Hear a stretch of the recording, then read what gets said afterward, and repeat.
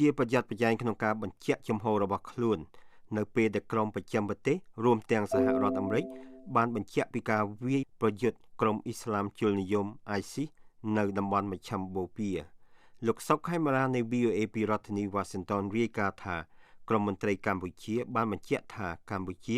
កំពុងតែតាមដានអំពីរឿងក្រុម ISIS នេះសូមអរលោកអ្នកស្ដាប់សេចក្តីរាយការណ៍នេះដូចតទៅក្រមមន្ត្រីកម្ពុជាបានបញ្ជាក់ចំហប្រយ័ត្នប្រយែងនៅឡើយចំពោះការចូលរួមប្រយុទ្ធប្រឆាំងនឹងក្រុមឧទាមជ្រុលនិយមឈ្មោះរដ្ឋអ៊ីស្លាមឬហៅកាត់ថា ISIS ជាមួយនឹងពួកប្រចាំប្រទេសដោយបានចាត់ទុកថាកម្ពុជាកំពុងតែតាមឃ្លាំមើលអំពីរឿងនេះទោះបីជាមិនទាន់ប៉ះពាល់ទៅដល់តំបន់និងកម្ពុជាមែនក្តីក្រុមឧទាមអ៊ីស្លាមជ្រុលនិយមនៅមជ្ឈមបូព៌ាប្រទេសហៅថារដ្ឋអ៊ីស្លាមឬហៅថា Islamic State បានវាយលុកវាទីយកទឹកដីនៅតំបន់ជាច្រើនក្នុងប្រទេសអ៊ីរ៉ាក់និងប្រទេសសេរីហើយនិងតំបន់មួយចំនួនទៀតក្រុមនេះបានគម្រាមវាយប្រហារសហរដ្ឋអាមេរិកនិងប្រទេសមួយចំនួនក្រៅពីបានសម្លាប់ដោយកាត់ក្បាលអ្នកកាសែតអាមេរិកកាំង2នាក់និងចំណាប់ខ្មាំងជនជាតិអង់គ្លេសម្នាក់ដែលជាបុគ្គលិកអង្គការមនុស្សធម៌មួយហើយក្រុមនេះបានគម្រាមកាត់ក្បាលចំណាប់ខ្មាំងជនជាតិអង់គ្លេសទី2នៅពេលដ៏ឆាប់ខាងមុខនេះទៀតពួកគេបានកាប់សម្លាប់ពលរដ្ឋជនជាតិដើមភាគតិចនៅតំបន់ភ្នំជាច្រើនដែលពួកគេបានវាយយកបានពីប្រទេសមួយចំនួនរួមទាំងប្រទេសអ៊ីរ៉ាក់ផងដែរពួកប្រចាំប្រទេសចាត់ទុកថាក្រុមឧទាមរដ្ឋអ៊ីស្លាមជាគ្រោះថ្នាក់សម្រាប់ពិភពលោកសហរដ្ឋអាមេរិកនិងប្រទេសជិត40ក្នុងពិភពលោកសន្យារួមគ្នាថានឹងចូលរួមវាយប្រហារទីតាំងក្រុមនេះលោកឧបនាយករដ្ឋមន្ត្រីទៀបបាញ់រដ្ឋមន្ត្រីក្រសួងការពារជាតិកម្ពុជាបានថ្លែងថាក្រមឧទាមមិនមានបញ្ហាអ្វីដល់កម្ពុជាទេជាបញ្ហាដែលនៅឆ្ងាយហើយកម្ពុជានិងតំបន់ក៏គ្មានការគំរាមកំហែងដែររឿងនេះហាក់ដូចជាវាពុំមានស្អីដែលមករៀនបានមកដល់យើងទេគឺរឿងនេះគឺរឿងនៅនាយនេះទេវាហាក់ដូចជាវាមិនមានស្អីដែលប៉ះពាល់មកដល់យើងទេហើយហាក់នេះលោកបានបញ្ជាក់ថារឿងនេះជាបញ្ហាដែលកម្ពុជាកំពុងឃ្លាំមើលដោយប្រុងប្រយ័ត្នផងដែរចំណែកតែរឿងពិតជាក់ស្ដែងយ៉ាងណានោះគឺយើងហាក់ដូចជាពិបាកនឹងទៅទិញមតិដែរព្រោះកិច្ចការនោះគឺវាកិច្ចការខ្លះគឺវាស្ថិតក្នុងរង្វង់មួយដែលយើងក៏កំពុងតែតាមដានយ៉ាងដិតដល់ដែរបាទទោះជាយ៉ាងណាក៏ដោយលោកទៀបបាញ់បានថ្កោលទោសចំពោះការកាប់សម្លាប់អ្នកកាសែតនិងចំណាប់ខ្មាំងដ៏សាហាវឃោរឃៅដែលលោកចាត់ទុកថានេះជារឿងមិនអាចទទួលយកបានមែនតើយើងឃើញតាមរូបភាពវីដេអូដែលគេតាំងអំពីការធ្វើឃាតការសម្លាប់ដល់លេងឆ្លើយសុខអីមួយចំនួននោះគឺថាវាហាក់ដូចជាវាមើលទៅដូចជាវាមិនទៅល្អមើលសោះព្រោះអ្វីគឺវាធ្វើនឹងវាជួសពេកលោកបានថ្លែងយ៉ាងដូចនេះដោយសំដៅទៅលើការសម្លាប់ជនបរទេសដែលមានការបញ្ចាំងតាមប្រព័ន្ធបណ្ដាញសង្គមនិងការផ្សព្វផ្សាយតាមខ្សែអាត់វីដេអូដែលបានបែកធ្លាយមកក្រៅនោះលោកឧត្តមសេនីយ៍ឯកគៀតចន្ទធរិតអ្នកនាំពាក្យស្នងការនគរបាលជាតិនៅក្នុងប្រទេសកម្ពុជាបានអះអាងថាអាជ្ញាធរកំពុងស្រាវជ្រាវមើលថាតើមានបញ្ហាអ្វីទាក់ទងទៅនឹងកម្ពុជាឬយ៉ាងណានោះយើងដូចជាមិនទាន់មានសញ្ញាអីទេបាទនៅយើងណាប៉ុន្តែទោះបីយ៉ាងណាការប្រុងប្រយ័ត្នយើងតែងតែមានអញ្ចឹងជាប់ហោហែយើងបានយកទៅដាក់តាមដានរឿងហ្នឹងដែរតែមិនទាន់ឃើញមានសញ្ញាអីធំដុំអីឬក៏អីគួរកត់សម្គាល់ទេបាទនៅពេលសួរពីការចូលរួមជាមួយនឹងប្រទេសមួយចំនួនដើម្បីប្រយុទ្ធប្រឆាំងនឹងពួក ISIS លោកឧត្តមសេនីយ៍គៀតចន្ទធរិតបានបញ្ជាក់ថាកម្ពុជាកំពុងតែស្ថិតនៅក្នុងដំណាក់កាលតាមដានអំពីរឿងនេះនៅឡើយក្រុម ISIS ឬហៅថារដ្ឋអ៊ីស្លាមបានជួលក្រុមជនជាតិអ៊ីស្លាមជាច្រើនពីបណ្ដាប្រទេសមួយចំនួនដូចជាក្នុងប្រទេសអាមេរិកអូស្ត្រាលីសហភាពអឺរ៉ុបនិងប្រទេសអង់គ្លេសបារាំងផងដែរដើម្បីចូលរួមសកម្មភាពវាយប្រយុទ្ធនៅក្នុងសង្គ្រាមសាសនាជីហាតនៅពេលក្រមរដ្ឋាភិបាលប្រទេសទាំងនេះព្យាយាមទប់ស្កាត់លោកយ៉ែមពញ្ញរិទ្ធមន្ត្រីនាំពាក្យគណៈបកជំទាស់គឺគណៈបកសង្គ្រោះជាតិបានអះអាងស្តៀងគ្នាទៅនឹងការកត់សម្គាល់របស់ក្រមមន្ត្រីអាជ្ញាធរកម្ពុជាផងដែរខ្ញុំដូចជាអត់មានឃើញអ្វីថាគួរឲ្យកត់សម្គាល់របស់នៅប្រទេសយើងពីព្រោះបងប្អូនខ្មែរឥស្លាមដែលប្រកាន់យកសាសនាឥស្លាមហ្នឹងក៏មិនមែនជាអ្នកជ្រុលនិយមដែរ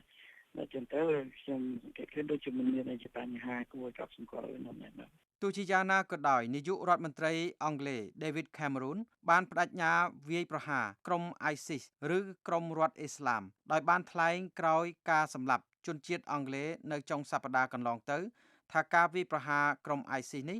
នឹងធ្វើទៅតាមវិធីប្រយុទ្ធប្រឆាំងនឹងភេរវកម្ម They claim to do this in the name of Islam. That is nonsense. ពួកគេបានតាំងខ្លួនថាធ្វើការសម្លាប់នេះក្នុងនាមសាសនាអ៊ីស្លាមនេះជារឿងគ្មានន័យអ៊ីស្លាមជាសាសនាមួយមានសន្តិភាពពួកគេមិនមែនជាជនអ៊ីស្លាមទេពួកគេជាបិសាចរដ្ឋបាលលោកប្រធានាធិបតីបារ៉ាក់អូបាម៉ាបាននាំមុខនៅក្នុងការប្រយុទ្ធប្រឆាំងនឹងពួកឧទាមអ៊ីស្លាមជ្រុលនិយម ISIS លោករដ្ឋមន្ត្រីការបរទេសសហរដ្ឋអាមេរិក John Kerry បានជួបប្រជុំជាមួយនឹងក្រុមតំណាងប្រទេសជាង30ក្នុងប្រទេសបារាំងកាលពីថ្ងៃច័ន្ទដែលចូលរួមជាមួយនឹងសហរដ្ឋអាមេរិកអង់គ្លេសបារាំងដើម្បីវាយប្រហារក្រុម ISIS ឬ ISIL ជាក្រុមអ៊ីស្លាមជ្រុលនិយមមួយឈ្មោះរដ្ឋអ៊ីស្លាមនោះដោយបណ្ដាប្រទេសទាំងនោះបានសន្យាជួយសម្ភារៈសឹកកងកម្លាំងយោធា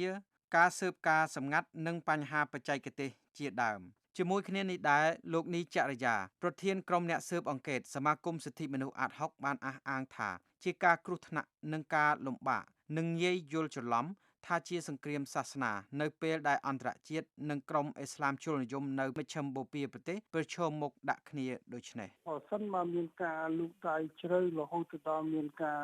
បង្កើតជាសង្គ្រាមវាយលុកអាចធ្វើឲ្យមានបញ្ហាក្នុងការក្រឡែងស្ថានភាពនយោបាយពីការឆ្លោះគ្នាដោយការរើសអើងនិងក៏វិបត្តិខាងនយោបាយទៅជាបញ្ហាសាសនា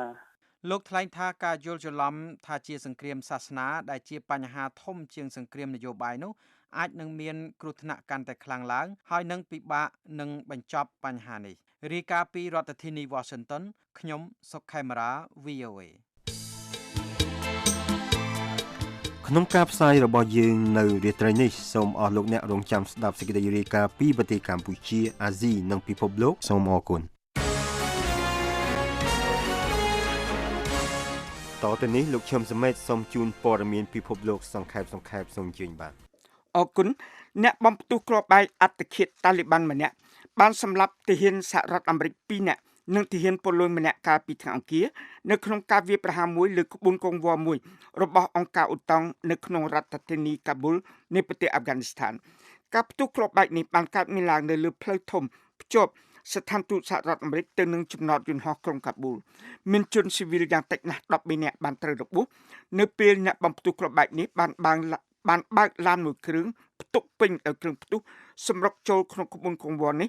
នៅតែពី200ទៅ300ម៉ែត្រពីខ្លោងទ្វារធំរបស់ស្ថានទូតសហរដ្ឋអាមេរិកពួកតាលីប៊ាន់ក៏បានទាមទារការទទួលខុសត្រូវជាបន្ទាន់ដល់ការបំ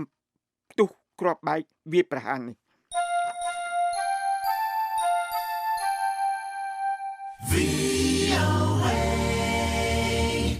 នៅពេលការបោះឆ្នោតប្រជាមតិនៅថ្ងៃប្រហោះអំពីឯករាជ្យនៃប្រទេសអេកូសជិតមកដល់ភាគីប្រឆាំងនឹងការបំបែកប្រទេសនេះចេញពីបរិយាជាណាចក្ររួមនិយាយបង្ហាញហេតុផលថាការបោះឆ្នោតយល់ព្រមអាចធ្វើឲ្យខូចខាតខ្លាំងដល់សេដ្ឋកិច្ចហើយអាចជំរុញប្រទេសនេះឲ្យធ្លាក់ចុះយ៉ាងលឿនខាងហិរញ្ញវត្ថុផងដែរការស្ទង់មតិសាធារណៈថ្មីបំផុតមួយបង្ហាញឲ្យឃើញថាចំនួនភាគរយនៃក្រុមជនដែលចង់ឲ្យមានការបំបែកចេញពីអង់គ្លេសបានកើនឡើងជាងមុនហើយធ្វើឲ្យភាគីបោះឆ្នោតថាទេធ្វើការជំរុញច្រើនជាងមុនដើម្បីនិយាយបញ្ចុះបញ្ចូលប្រជារាស្ត្រអេកូសថាពួកគេនឹងមានស្វ័យភាពច្រើនជាងមុនប្រសិនបើពួកគេមិនបំបែកខ្លួនចេញពីព្រះរាជាណាចក្ររួមនោះទេកាលពីថ្ងៃអង្គារលោកប្រធានាធិបតីសហរដ្ឋអាមេរិកបារ៉ាក់អូបាម៉ាបានបញ្ជាក់អំពីការបញ្ជូនពួកទាហានរាប់ពាន់នាក់ដើម្បីជួយពង្រឹងសេវាកម្មសុខភាពក្នុងប៉ែកខាងលិចនៃទ្វីបអាហ្វ្រិកដែលនៅទីនោះមនុស្សជិត 2,500 នាក់ហើយបានបាត់បង់ជីវិតដោយសារការរាតត្បាតនៃជំងឺអ៊ីបូឡានៅក្រៅការនិយាយត្រួសជាមួយពួកអ្នកជំនាញការសុខភាពនៅទីស្នាក់ការធំនៃមជ្ឈមណ្ឌលសហរដ្ឋអាមេរិកសម្រាប់ការត្រួតត្រាជំងឺនៅក្នុងទីក្រុង Atlanta រដ្ឋ Georgia នៅផ្នែកខាងត្បូងនៃសហរដ្ឋអាមេរិកលោកអូបាម៉ាបានមានប្រសាសន៍ថាពួកយោធាសហរដ្ឋអាមេរិកមានគោលជំហរល្អបំផុតក្នុងការបំពេញការឆ្លើយតបអន្តរជាតិនេះ បើតាមលោកប្រធានាធិបតីថាជាមួយប្រព័ន្ធថែរក្សាសុខភាពនៅក្នុងប្រទេស Sierra Leone, Guinea និងប្រទេស Liberia និងប្រទេស Liberia ជិតរលំក្រមយោធាសហរដ្ឋអាមេរិកមិនមែនគ្រាន់តែថែរក្សាអ្នកជំងឺអ៊ីបូឡាដោយផ្ទាល់ប៉ុណ្ណោះទេក៏ប៉ុន្តែនឹងវឹកវើពួកអ្នកធ្វើការខាងថែរក្សាសុខភាពនិងកសាងមន្ទីរថែរក្សាសុខភាព17កន្លែងដែលនីមួយៗមានគ្រែសម្រាប់អ្នកជំងឺចំនួន100ដែលគេត្រូវការដើម្បីព្យាបាលជនរងគ្រោះថែមទៀតក្រុមធានអាមេរិកទាំងនេះដែលមានមូលដ្ឋាននៅក្នុងទីក្រុង Monrovia ប្រទេស Liberia ក៏នឹងជួយសម្រួលដល់ការផ្ដល់គ្រឿងផ្គត់ផ្គង់យ៉ាងលឿនទៅកាន់តំបន់នោះផងដែរជនជាតិអាមេរិកនឹងត្រូវអនុញ្ញាតម្ដងទៀតឲ្យយក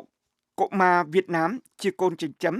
ក្នុងរយៈពេល6ឆ្នាំក្រោយពីរដ្ឋាភិបាលក្រុងហាណូយនិងរដ្ឋាភិបាលអាមេរិកមិនបានសម្រេចក្នុងការពន្យាបកិច្ចព្រមព្រៀងអំពីការចិញ្ចឹមកូននេះ